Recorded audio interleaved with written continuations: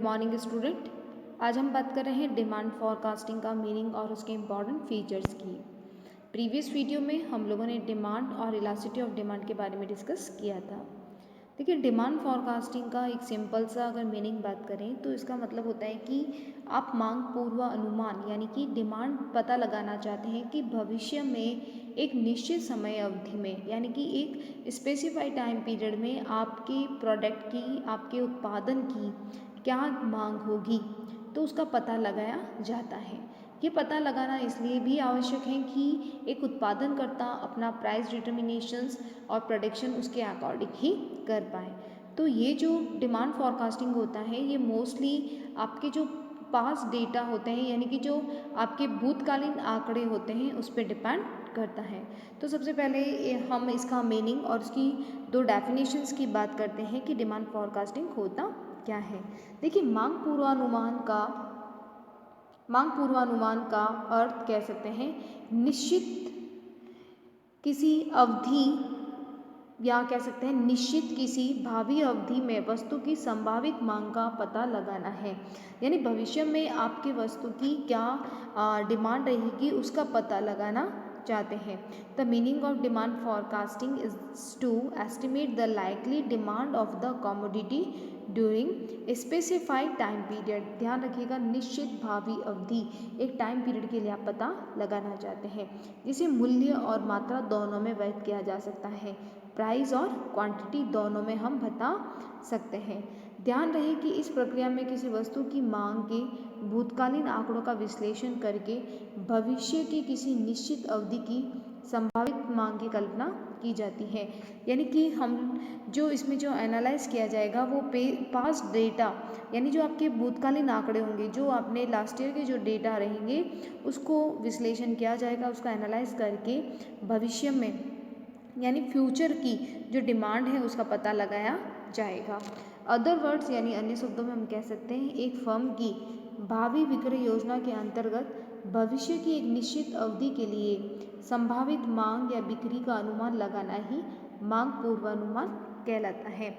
यानी other words में ये क्या कह रहा है कि अगर आप जो सेल्स की या आप कह सकते हैं विक्रय की जो प्लानिंग करते हैं उसमें आप देखते हैं कि जो फ्यूचर के एक टाइम पीरियड में आप देखना चाहते हैं कि आपके प्रोडक्ट की कितनी डिमांड होगी और सेल्स का जो एस्टिमेट आप एनालाइज करते हैं यानी बिक्री कितनी होगी भविष्य में, उसको ही हम क्या कहते हैं, मांग पूर्वानुमान कहते हैं। यानी अदर वर्ड्स में क्या हो गया कि आप डिमांड और सेल जो any firm for the certain specified period of future under future marketing plan is called as a forecasting. यानी कि आप भविष्य में जो बिक्री की, आप भविष्य में जो मांग का जो अनुमान लगाते हो, एस्टिमेट करते हो, उसी को ही डिमांड फॉरकास्टिंग कहते हैं। राइट, अब बात करते हैं इसकी दो इम्पॉर्टेंट डेफिनेशंस की। एक थी इवन जे डगलस की और एक है फिलिप कॉटलर की। इवन जे डगलस कहते हैं भावी समय अवधियों में मांग के मूल्य ढूंढने की प्रक्रिया के रूप में मांग पूर्वानुमान को परिभाषित किया जा सकता है। यानी कि जो प्रोसेस होती है किसकी जो डिमांड, ये डिफाइन करने के लिए प्रोसेस होती है कि आपकी जो फ्यूचर में जो मांग रहेगा उसकी वैल्यू क्या रहेगी फ्यूचर में, ठीक है, जो मांग है उसका वैल्यू क्या रहेगा, उसको ढूंढना या उसकी जो प्रोसेस होती है उसी को ही डिमांड फॉरकास्टिंग कहते हैं। भविष्य में आपकी डिमांड की वैल्यू का पता लगाना ही डिमांड फॉरकास्टिंग कहलाती है। फिलिप कॉटलर क्या कहते हैं कि कंपनी के विक्रय यानी विक्रय को किससे डिनोट किया है, डिमांड जो है वो बताई गई है। यानी कंपनी के विक्रय पूर्वानुमान का आशय एक चुनी हुई विपणन योजना और वातावरण संबंधित कल्पित दशाओं के आधार पर ही कंपनी की बिक्री का अनुमानित स्तर है। यानी कि जो कंपनी है वो सेल्स का जो आप कह सकते हैं बिक्री का पता लगाती है कि क्या लेवल रहेगा उसका, वो किस पे डिपेंड करती है, वो मार्केटिंग प्लान पे और मार्केटिंग इन्वायरमेंट पे डिपेंड करती है। यानी जो विपणन योजना होती है और वातावरण होती है उनके ऊपर डिपेंड करती है आपकी जो सेल्स है उसका पूर्वानुमान लगाना। तो ये दो डेफिनेशन थी एक डेफिनेशन थी इवन जे डगलस ने और दूसरी थी फिलिप कॉटलर की। बात करते हैं इसके कुछ इंपॉर्टेंट फीचर्स की। देखिए, इंपॉर्टेंट फीचर्स का मतलब है कि ये जो डिमांड फॉरकास्टिंग है वो इस पर डिपेंड रहता ही है, या कह सकते हैं विशेषताएँ इसकी।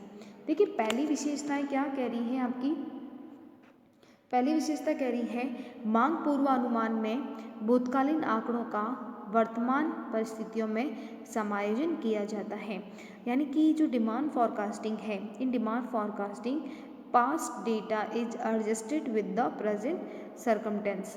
यानी कि देखिए आपकी जो ये मेन जो कैलकुलेशन रहेगी वो किस पे रहेगी डिपेंड, जो आपके लास्ट ईयर के डेटा थे उस पर डिपेंड रहेगा। उसी के बेस पे हम क्या करते हैं, भविष्य का आप वर्तमान का या कह सकते हैं प्रेजेंट टाइम की जो एस्टिमेट डिमांड है उसका पता लगाते हैं। तो मांग पूर्वानुमान में भूतकालीन आंकड़ों का वर्तमान परिस्थितियों में समायोजन किया जाता है, राइट। तो जो प्रेजेंट आप कह सकते हैं कंडीशन रहती है, जो प्रेजेंट सर्कमटेंसेस रहते हैं उनका एडजस्टमेंट किया जाता है, ठीक है। बात करते हैं सेकंड पॉइंट का, यह पूर्वानुमान एक निश्चित समय अवधि के लिए लगाया जाता है। ये एक सर्टन स्पेसिफाइड पीरियड की बात कर रहा है कि उस समय डिमांड आपकी कितनी रहेगी, उसके बारे में जो पता लगाया जाता है वो डिमांड फॉरकास्टिंग रहेगा। थर्ड पॉइंट है ये भावी नियोजन का आधार है। This is the based on future planning. Simple है कि डिमांड फॉरकास्टिंग हम किस लिए लगा रहे हैं, भविष्य के लिए लगा रहे हैं। फोर्थ है इसके द्वारा भावी बिक्री का अनुमान लगाना संभव है। It is helpful in estimating value of future sales. आपका भावी बिक्री कितनी रहेगी उसका अनुमान भी लगाना संभव है डिमांड फॉरकास्टिंग की वजह से। यह मौद्रिक और भौतिक दोनों प्रकार का संभव है। जो आप कह सकते हैं फॉरकास्टिंग है, forecasting of both monetary and physical types is possible. यानी कि दोनों ही तरह से हम लगा सकते हैं। पूर्व अनुमान सांख्यिकी विश्लेषण और गणितीय पद्धतियों के आधार पर किए जाते हैं। जब हम डिमांड फॉरकास्टिंग के मेथड की बात करेंगे तब आप देखेंगे कि बहुत से मैथमेटिकल जो होते हैं मेथड्स उसमें यूज़ किए जाते हैं मांग पूर्वानुमान लगाने के लिए। यानी कि मांग पूर्वानुमान एकदम सही हो, 100% सही आए या उसका कुछ 99% सही आए, तो उसके लिए कुछ मैथमेटिकल कंसेप्ट है वो मेथड यूज़ किए जाते हैं ताकि डिमांड फॉरकास्टिंग सही हो पाए। बात करते हैं 7 पॉइंट की। 7 पॉइंट आपका कह रहा है मांग पूर्वानुमान चयनित विपणन योजना और कल्पित वातावरण पर आधारित होते हैं। अभी हमने जो फिलिप कॉटलर की डेफिनेशन देखा था उसमें भी ये दो इम्पॉर्टेंट वर्ड थे। क्या इम्पॉर्टेंट वर्ड था कि जो फॉरकास्टिंग होती है, forecasting is based on chosen marketing plan and assuming marketing environment. यानी जो सेलेक्टिव जो मार्केटिंग प्लानिंग है और जो इन्वायरमेंट है उस पर डिपेंड करता है। जो सबसे लास्ट पॉइंट है वो आपका क्या कह रहे हैं, मांग पूर्वानुमान विशिष्ट स्तर या संपूर्ण अर्थव्यवस्था के लिए लगाए जा सकते हैं। देखिए जो डिमांड फॉरकास्टिंग होती है may be work out whole economic और हम बात कर सकते हैं या तो होल इकोनॉमिक की बात कर रहे हैं या फिर कोई स्पेसिफाई एरिया की लगा सकते हैं। यानी कि जो डिमांड फॉरकास्टिंग है वो आप पूरी अर्थव्यवस्था के लिए भी लगा सकते हो और स्पेसिफाई जो एरिया है उनके बारे में भी आप लगा सकते हैं। तो देखिए डिमांड फॉरकास्टिंग का अगर हम पूरी अगर ओवरऑल बात करें तो डिमांड फॉरकास्टिंग का मतलब क्या होता है कि आप भविष्य में एक निश्चित टाइम पीरियड के लिए आप देखना चाहते हैं कि आपकी जो कमोडिटीज़ हैं उसका डिमांड क्या रहेगा, ठीक है। उस डिमांड के लिए आप मैथमेटिकल कंसेप्ट यूज़ करते हैं, उसके लिए जो आप पास्ट डेटा था उसका यूज़ करते हैं, उसके साथ ही आपने जो मार्केटिंग प्लानिंग है वो कौन सी सेलेक्ट की है, इन्वायरमेंट कैसा है उसके ऊपर भी डिपेंड करता है, राइट। और जो ये डिमांड फॉरकास्टिंग जो हम लगाते हैं उसका पता तो वो आपकी जो फ्यूचर सेल है उसके बारे में भी बताता है। ये जो डिमांड फॉरकास्टिंग होती है वो होल इकोनॉमिक यानी संपूर्ण अर्थव्यवस्था के लिए भी बात कर सकते हैं या फिर एक स्पेशल या हम कह सकते हैं स्पेसिफाई एरिया है उसके बारे में भी लगा सकते हैं। तो ये था डिमांड फॉरकास्टिंग का मीनिंग, डेफिनेशंस और उसके कुछ इंपॉर्टेंट फीचर्स, राइट। नेक्स्ट हमारा है ऑब्जेक्टिव और डिमांड फॉरकास्टिंग यानी मांग पूर्वानुमान के उद्देश्य। मांग पूर्वानुमान को हमने 2 पार्ट में डिवाइड किया है, शॉर्ट टर्म ऑब्जेक्टिव और लॉन्ग टर्म ऑब्जेक्टिव। सबसे पहले बात करते हैं शॉर्ट टर्म ऑब्जेक्टिव की। शॉर्ट टर्म ऑब्जेक्टिव का ध्यान रखिएगा कौन कौन से ऑब्जेक्टिव आएंगे जिसमें 1 वर्ष या उससे कम समय पीरियड के लिए अगर हम कोई एस्टिमेट लगाते हैं तो वो सारे के सारे किस में आएंगे, आपके शॉर्ट टर्म ऑब्जेक्टिव का। यानी कि हम कह सकते हैं कि जो 1 ईयर हो या उसे लेस टाइम पीरियड का हो तो उसके लिए अगर कोई डिमांड फॉरकास्टिंग करते हैं तो वो किस में आएगा, आपका शॉर्ट टर्म ऑब्जेक्टिव में। सबसे पहले बात करते हैं इसके फर्स्ट पॉइंट की उपयुक्त उत्पादन निधि का निर्धारण करना। देखिए, एप्रोप्रिएट प्रोडक्ट पॉलिसी कोई भी प्रोड्यूसर इसलिए बनाना चाहता है ताकि उसके बिजनेस में ना तो अति उत्पादन ना न्यून उत्पादन की समस्या हो, यानी कि ना ओवर प्रोडक्शन हो ना अंडर प्रोडक्शन हो। ये दोनों ही बिजनेस के लिए क्या होते हैं, घातक होते हैं। ज़्यादा उत्पादन होने पर उसको मार्केट में सेल करना मुश्किल होता है और कम उत्पादन होने पर अपनी प्रतियोगी कंपनी यानी कि कोई भी कंपटीशन वाली जो कंपनी होगी उसके लिए उसके सामने अपने आप को टिकाना या आप कह सकते हैं खड़ा करना मुश्किल हो जाता है। तो प्रोडक्शन जो है वो एकदम अगर लिमिटेड या कह सकते हैं सर्टन हो, निश्चित हो, तो हमारा जो है हमें ना तो ओवर की प्रॉब्लम आएगी ना अंडर की प्रोडक्शन की प्रॉब्लम आएगी। बात करते हैं इसके सेकंड पॉइंट की, कच्चे माल की नियमित उपलब्धि, यानी कि उत्पादन की मात्रा के अनुसार कच्चे माल की उपलब्धि होना भी आवश्यक है।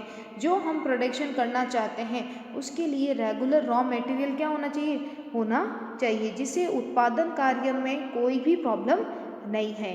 अगर रॉ मटेरियल की हम कह सकते हैं रॉ मटेरियल की भावी आवश्यकता का उपयुक्त अनुमान लगा लिया जाए या नहीं कि माल भी उसी समय खरीदा जाए जब मूल्य न्यूनतम हो।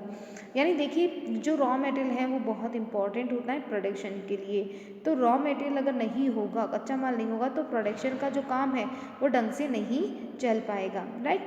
और ज़्यादातर ये देखना चाहिए कि माल ऐसा नहीं है कि हमें ये नहीं करना चाहिए कि जब प्राइस कम है तब हम क्या है बहुत ज़्यादा रॉ मटेरियल को परचेज करके रख रहे हैं। तो इससे क्या होगा कि हमारे जो माल का कह सकते हैं उत्पादन करने की जो प्रक्रिया है, प्रोसेस है, उसमें कोई ना कोई प्रॉब्लम आ सकती है, राइट।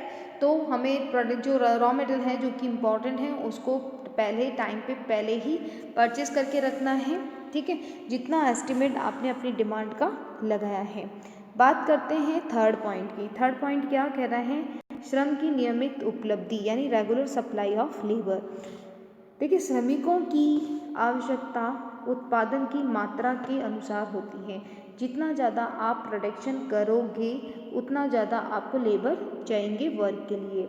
भावी मांग का अनुरूप उत्पादन कार्य संपन्न करने के लिए आपको कुशल अर्धकुशल श्रमिकों की उचित व्यवस्था की जाए ताकि उत्पादन कार्य में किसी प्रकार की कोई प्रॉब्लम नहीं आए। यानी आपका जिस तरह से प्रोडक्शन है, जो प्रोडक्शन आप प्रॉपर करना चाहते हैं, तो उसके लिए जो स्किल्ड पर्सन है या कह सकते हैं स्किल्ड लेबर या सेमी स्किल्ड वर्कर्स को पहले से ही आपको क्या करना होगा, हायर करके रखना होगा ताकि वो आपके टाइम पे आपके प्रोडक्शन में आपका सपोर्ट कर पाए। तो ये देखिए सिंपल है कि रेगुलर सप्लाई ऑफ लेबर जो कि शॉर्ट टाइम ऑब्जेक्टिव है कि आपको जो डिमांड फॉरकास्टिंग यानी जो डिमांड है उसके अकॉर्डिंग आपको स्किल यानी कुशल और अर्ध कुशल श्रमिक यानी कि सेमी स्किल जो लेबर है उसका अरेंजमेंट करके आपको रखना होगा जिससे आपके प्रोडक्शन में कोई भी प्रॉब्लम नहीं आए, यानी प्रोडक्शन की प्रोसेस में कोई दिक्कत नहीं आए।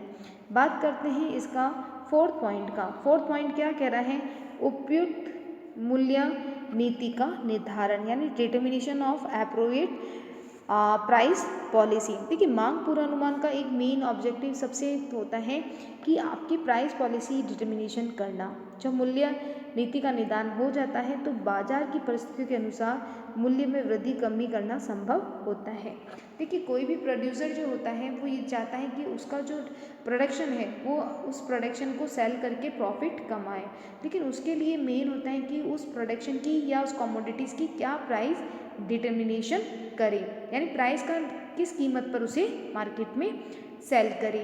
तो इसके लिए जब डिमांड फॉरकास्टिंग लगाया जाता है तो अगर देखा जाता है कि उस जिस कमोडिटीज़ को सेल करना चाहता है उसकी डिमांड ज़्यादा है तो प्राइस को थोड़ा हायर कर सकता है, और अगर उसे लगे नहीं मेरा प्रोडक्शन सेल नहीं हो पाएगा तो उसकी प्राइस क्या होगा, कम रख के सेल करेगा। या फिर जब प्राइस का इस तरह से डिटर्मिनेशन हो जाए और फिर मार्केट में जो अगर सिचुएशन क्या हो रही है उसके अकॉर्डिंग वो ज़्यादा और कम भी उसको कमोडिटीज़ को या कह सकते हैं कमोडिटीज़ की प्राइस को कर सकता है।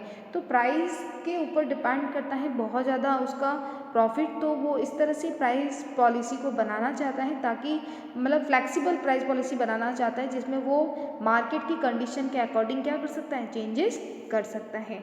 बात करते हैं फिफ्थ पॉइंट की, मशीनरी और संयंत्रों का अनुकूलतम उपयोग यानी optimum use of plant and machinery. देखिए मशीन और संयंत्र का अनुकूलतम उपयोग भी डिमांड फॉरकास्टिंग की एक उद्देश्य होता है। यदि उनका अनुकूलतम ऑप्टिमम यूज़ नहीं किया जाए तो ये साधन बेकार पड़े रहते हैं और फर्म के लिए नुकसानदायक होते हैं और जो फर्म की कॉस्ट होती हैं उसको भी क्या करते हैं, बढ़ा देते हैं। तो देखिए जो हम चाहते हैं कि हमारे जो प्लांट और मशीनरी है लगाई है हमने जो बिज़नेस में, तो उसका बेटर यूज़ हो, तो उसका ऑप्टिमम यूज़ किया जाए यानी अनुकूलतम जितना ज़्यादा हो ज़्यादा यूज़ किया जाए। अगर हमने डिमांड फॉरकास्टिंग का एस्टिमेट सही लगाया तो इससे क्या होगा, इससे हमारे लिए बेनिफिट होगा कि जो हमारी मशीनरी है उनका यूज़ कर पाएंगे, वो हमारे लिए कॉस्ट को नहीं बढ़ाएंगे, ठीक है, और हमारे लिए फेवरेबल कंडीशन बन पाएगी। लेकिन हमने अगर एस्टिमेट डिमांड फॉरकास्टिंग का नहीं लगाया, ठीक है, तो इससे क्या होगा कि हमारे जो कह सकते हैं ये जो प्लांट और मशीनरी है वो ऐसे ही रहेंगे, ठीक है, और ये हार्मफुल बनते रहेंगे फर्म के लिए। बात करते हैं 6 पॉइंट की, वित्तीय आवश्यकताओं का पूर्वानुमान लगाना। बाजार में मांग की वस्तु के अनुसार उत्पादन घटाया बढ़ाया जाता है। यदि वस्तु की मांग अधिक है तो उत्पादन बढ़ाना होगा, जिसके लिए वित्त की आवश्यकता निर्धारित करनी होगी। ऐसी दशा में मांग पूर्वानुमान का उद्देश्य हो जाता है वित्तीय आवश्यकता का पूर्वानुमान करें। तो यानी देखिए डिमांड फॉरकास्टिंग में हमने अभी बात की कि अगर आपके प्रोडक्ट की डिमांड ज़्यादा है तो प्रोडक्ट की अगर डिमांड ज़्यादा होगी तो इसका मतलब है कि आपको प्रोडक्शन भी क्या करना होगा, ज़्यादा, यानी डिमांड ज़्यादा होने पर आपको प्रोडक्शन भी ज़्यादा, और उसके लिए आपको फिनेंस की जो अरेंजमेंट है यानी कि जो फंड की आवश्यकता है, पैसों की आवश्यकता है, उसको भी टाइम पे प्रोवाइड करना होगा ताकि प्रोडक्शन की जो प्रोसेस है वो रुके नहीं। तो यानी डिमांड फॉरकास्टिंग का एक शॉर्ट टर्म ऑब्जेक्टिव क्या हो गया, जो फाइनेंस होता है या वित्त होता है उसका पता लगाना आवश्यक होता है ताकि हमारा जो प्रोसेस है उसमें कोई किसी भी तरह की प्रॉब्लम नहीं आए। बात करते हैं 7 पॉइंट की, विक्रय लक्ष्य और प्रेरणाएं निश्चित करना, determination of sales target and incentives. देखिए विभिन्न बाजार क्षेत्रों की मांग एक सी नहीं होती हैं, आप जानते हैं यूनिफॉर्म नहीं होती हैं, जो अलग अलग मार्केट होते हैं अलग अलग डिमांड होती है। मांग पूर्वानुमान की सहायता से अलग अलग क्षेत्रों के लिए अलग अलग विक्रय लक्ष्यों को निर्धारित किया जाता है, जिससे विक्रय प्रतिनिधियों पर उपयुक्त नियंत्रण किया जा सकता है। सिंपल है कि सभी मार्केट की जो होगी वो एक जैसी मार्केट कह सकते हैं, एक ही मार्केट में डिमांड नहीं होगी, सबकी अलग अलग होगी। तो अलग अलग डिमांड हमें फॉरकास्टिंग ये सपोर्ट करता है, डिमांड फॉरकास्टिंग से हमें ये सपोर्ट मिलता है कि हम लोग अलग अलग सेल्स टारगेट डिसाइड करें अलग अलग एरिया के लिए, यानी जैसी जिस मार्केट में डिमांड है उसके अकॉर्डिंग वैसी ही क्या करें सेल्स ऑब्जेक्टिव होते हैं या कह सकते हैं सेल्स टारगेट है उस तरह से बनाएं, और उसको अचीव करने के लिए उस टारगेट को हम सुटेबल कंट्रोल कर सकते हैं सेल्स रिप्रेजेंटेटिव्स पे, ठीक है। तो यानी कि जो टारगेट आपने बनाए हैं वो टारगेट किसको देख के बनाए, डिमांड फॉरकास्टिंग के बेस पे, और उस टारगेट से हमें क्या सपोर्ट मिल सकता है कि जो हमारे सेल्स रिप्रेजेंटेटिव होगी उनको हम कंट्रोल कर सकते हैं कि ऐसे सेल करनी है या फिर ऐसे आपको टारगेट अचीव करना है, राइट। तो ये हमारा जो इम्पोर्टेंट थे एक लास्ट ऑब्जेक्टिव 8 पॉइंट हमारा जो है वो है कि supply of short term funds यानी मांग पूर्वानुमान का महत्वपूर्ण उद्देश्य भावी उत्पादन की आवश्यकता के अनुसार अल्पकालिक कोषों की पूर्ति बनाए रखना और उसके लिए वित्त की व्यवस्था उचित शर्तों पर की जा सके।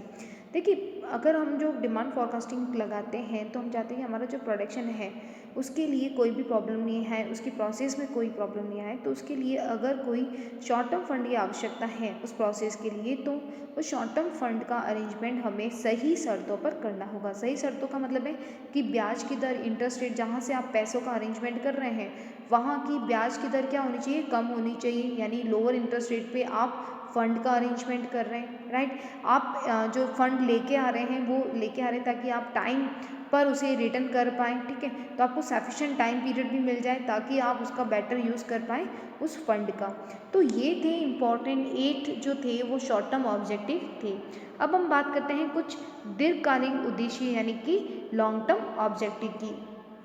देखिए लॉन्ग टर्म ऑब्जेक्टिव का मतलब होगा जो कि बहुत लंबी अवधि के लिए, ठीक है, बनाए जाते हैं। तो उसका दीर्घकालीन उद्देश्य की पूर्ति करना भी मांग पूर्वानुमान के लिए आवश्यक होता है। तो देखिए किसी व्यवसाय फर्म में 1 वर्ष या उससे अधिक लंबी अवधि के लिए उत्पादन या विक्रय योजनाएं बनाना, जो प्रोडक्शन या सेल्स के लिए जो प्लानिंग कर रहे हैं, ठीक है, तो उसके लिए कुछ दीर्घकाल उद्देश्य की आवश्यकता का पूर्वानुमान लगाना भी आवश्यक होगा। सेम शॉर्ट टर्म पॉइंट जो आपने पढ़े थे ऑब्जेक्टिव, उसी से ही रिलेटेड कुछ है इंपॉर्टेंट फैक्ट, ठीक है। तो चलिए बात करते हैं फर्स्ट पॉइंट की, श्रम शक्ति नियोजन यानी मेन पावर प्लानिंग। देखिए मांग पूर्वानुमान के लिए जो दीर्घकाल उद्देश्य है उसका प्रथम उद्देश्य है क्या है, मैन पावर यानी कि श्रम शक्ति का प्लानिंग करना। इसके अंतर्गत मांग एवं उत्पादन के अनुसार श्रमिक की व्यवस्था की जाती है। देखिए अभी जो आपने शॉर्ट टर्म ऑब्जेक्टिव पढ़ा उसमें भी पढ़ा था कि रेगुलर सप्लाई ऑफ लेबर, ये पॉइंट वहाँ पे भी आया था। तो देखिए अगर हम बहुत लंबे समय के लिए अगर हम चाहते हैं हमारे सेल्स की विक्रय की प्लानिंग करना चाहते हैं, तो उसके लिए भी आपका मेन ऑब्जेक्टिव होगा कि मेन पावर है उसका अरेंजमेंट करें। आपको कैसे लेबर चाहिएंगे उसका अरेंजमेंट आपको पहले करना होगा। तो जितनी डिमांड है, जैसा प्रोडक्शन होगा, उसके अकॉर्डिंग आप श्रमिकों को स्थायी किया जा सकता है। उनका विकास करने के लिए प्रशिक्षित और उनको पदोन्नति भी दिया जा सकता है। देखिए यहाँ पे हम बात कर रहे हैं एक लंबे समय की, तो लंबे समय के लिए आपको कुछ ऐसे लेबर चाहिए जो आपको परमानेंट चाहिएंगे, ठीक है। उस परमानेंट स्टाफ को आप चाहेंगे कि क्या करें, उन्हें ट्रेन करें, उन्हें ट्रेनिंग से आप ट्रेन करना चाहेंगे, उसे आप कह सकते हैं better human resources development program उनके लिए कंडक्ट करा सकते हैं, उनको प्रमोशन दे सकते हैं ज़्यादा अच्छे कार्य करने के लिए। तो इसका मतलब है कि ऐसे लेबर जिनको आप कंफर्म कर दें कि ये हमारे जो है परमानेंट एम्प्लॉय हैं, और उनकी डेवलपमेंट के लिए उनको ट्रेनिंग दी जाए और उनके लिए बहुत अच्छा better human resources development program जो है वो चलाए जाए, जिससे क्या होगा कि उनका जो डेवलपमेंट होगा तो उनका डेवलपमेंट हमारे बिजनेस के लिए, हमारे उद्योग के लिए क्या हो सकता है, अच्छा साबित हो सकता है। बात करते हैं इसका सेकंड ऑब्जेक्टिव का, प्रोडक्शन प्लानिंग का यानी उत्पादन नियोजन। देखिए दीर्घकाल में मांग की दशाओं के अनुरूप उत्पादन किया जाता है। सिंपल है कि लॉन्ग टाइम के लिए अगर आप प्रोडक्शन डिमांड लगाना चाहते हैं, एस्टिमेट लगाना चाहते हैं, तो वहाँ पे प्रोडक्शन भी क्या होगा, लंबे समय के लिए होगा, ठीक है। तो मांग पूर्वानुमान का विशेष महत्व है। किसी वस्तु को दीर्घकालीन मांग पर जनसंख्या में वृद्धि, कमी, नगरीकरण, शिक्षा विस्तार, रहन सहन आदि का विशेष प्रभाव पड़ता है, और उत्पादन नियोजन करना भी मांग पूर्वानुमान का उद्देश्य है। देखिए लॉन्ग टर्म जब ऑब्जेक्टिव होता है तो वहाँ पे कुछ बहुत से फैक्टर होते हैं जो आपकी प्रोडक्शन को इफेक्ट करते हैं, यानी कि वहाँ की जो पॉपुलेशन है वो इंक्रीज़ हो रही है, डिक्रीज़, ये आपको पता होना चाहिए। जो एजुकेशन है, जो एक्सपांसन हो रहा है, तो आपको उसके अकॉर्डिंग क्या करना है, प्रोडक्शन करना है। और लिविंग ऑफ स्टैंडर्ड कैसा है, तो उसके अकॉर्डिंग आपको अपने उत्पादन की प्लानिंग करनी है। तो कुछ ऐसे फैक्टर हैं जो लंबे समय में जब आप उत्पादन करते हैं तो कुछ फैक्टर आपके प्रोडक्शन को प्रभावित करते हैं, तो उन फैक्टर का आपको पता लगाना होगा कि यहाँ पे जो प्रोडक्शन हम सेल करेंगे तो वहाँ का जो एरिया है, वहाँ पे पॉपुलेशन का सिस्टम कैसा है, एजुकेशन कैसा है, लिविंग ऑफ स्टैंडर्ड कैसा है, उसके अकॉर्डिंग ही आपको अपने प्रोडक्शन की प्लानिंग करनी चाहिए। बात करते हैं इसके इम्पॉर्टेंट थर्ड फैक्टर की, कि थर्ड क्या है ऑब्जेक्टिव, उत्पादन क्षमता का नियोजन यानी प्लानिंग ऑफ प्रोडक्शन कैपेसिटी। देखिए मांग पूर्वानुमान का दीर्घकालिक उद्देश्य मांग के अनुसार प्लांट की उत्पादन क्षमता को बनाना है। यदि वस्तु की मांग अधिक है तो प्लांट की उत्पादन क्षमता कम है तो इसका विस्तार किया जा सकता है। इसके विपरीत मांग में कमी होने पर प्लांट की उत्पादन क्षमता कम करने का भी निर्णय लिया जा सकता है। देखिए सिंपल है कि अगर आपका डिमांड ज़्यादा हो रही है तो डिमांड ज़्यादा होने पर हमें अपने जो प्लांट और मशीनरी है उनकी कैपेसिटी को क्या करना पड़ेगा, अधिक यानी कि बहुत ज़्यादा बढ़ाना होगा। लेकिन अगर आपके प्रोडक्शन की डिमांड नहीं है फ्यूचर में, तो आप उनकी कैपेसिटी, प्लांट और मशीनरी की कैपेसिटी को क्या कर सकते हैं, कम भी कर सकते हैं, क्योंकि डिमांड नहीं होगी तो हमें इसकी कैपेसिटी को बढ़ाने से कोई प्रॉफिट नहीं मिलेगा। तो उत्पादन क्षमता का मतलब है कि आप अपने प्लांट और मशीनरी की कैपेसिटी को कब बढ़ाएंगे, जब डिमांड ज़्यादा हो। और कब हम कैपेसिटी को कम कर सकते हैं, जब डिमांड में, मांग में कमी हो, राइट। तो ये भी आपका एक लॉन्ग टर्म ऑब्जेक्टिव होगा। बात करते हैं इसकी last point long term objective की, फिनेंशियल प्लानिंग यानी कि आपको अपने बिजनेस की शर्तों पर पर्याप्त वित्त के लिए समय पर उपलब्धि के लिए वित्तीय नियोजन करना भी मांग पर पूर्व अनुमान का उद्देश्य है। वित्त की आवश्यकता के स्रोत और साधन निश्चित किए जाने चाहिए। सिंपल है कि अगर आप लॉन्ग टर्म प्लानिंग कर रहे हैं, लॉन्ग टर्म प्रोडक्शन के बारे में सोच रहे हैं, तो आपको फिनेंशियल प्लानिंग है वो भी एक डिमांड फॉरकास्टिंग के लिए इम्पॉर्टेंट होता है। तो आपका देखना है कि सुटेबल सोर्सेज कौन सा है फिनेंस का, ठीक है, और साथ ही ये देखना है कि जो आप फिनेंस की जो वित्त की व्यवस्था कर रहे हैं वो निश्चित है, आपको समय पर आपको मिलेगा, प्रोवाइड होगा कि नहीं होगा, ठीक है। उसकी जो कंडीशंस हैं, शर्तें क्या हैं उस फाइनेंस प्रोवाइड की, तो वो भी आपको ध्यान रखना होगा कि हमें जो वित्त उपलब्ध हो रहा है उसमें कौन कौन सी शर्तों का समावेश किया जा रहा है। तो देखिए अभी हमने जो शॉर्ट टर्म ऑब्जेक्टिव पढ़े वो 8 थे, जबकि लॉन्ग टर्म ऑब्जेक्टिव कितने आपके इंपॉर्टेंट 4 हैं, जिसमें मेन पावर प्लानिंग था, प्रोडक्शन प्लानिंग था, प्लानिंग ऑफ प्रोडक्शन कैपेसिटी था, फाइनेंशियल प्लानिंग था। तो ये इंपॉर्टेंट ऑब्जेक्टिव हैं डिमांड फोरकास्टिंग के, जिसे हमने 2 पार्ट में डिवाइड किया, शॉर्ट टर्म ऑब्जेक्टिव और लॉन्ग टर्म ऑब्जेक्टिव, राइट।